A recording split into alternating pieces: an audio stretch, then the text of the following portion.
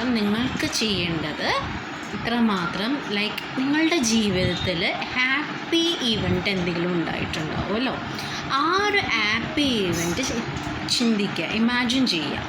Imagine ചെയ്ത ശേഷം അത് ശരിക്കും ലൈഫിൽ അനുഭവിക്കണതായിട്ട് ഫീൽ ചെയ്യുക.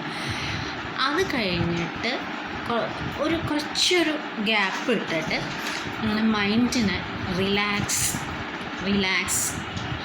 ഇങ്ങനെ 3 തവണയായിട്ട് മൈൻഡിൽ ഒന്ന് പറയുക. എന്നിട്ട് പതുക്കനെ കണ്ണുകൾ തുറക്കുക.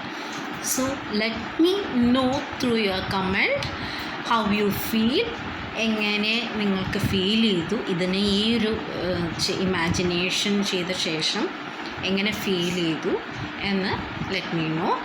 So good night and sweet dreams from Golden Tara Counseling with Renya.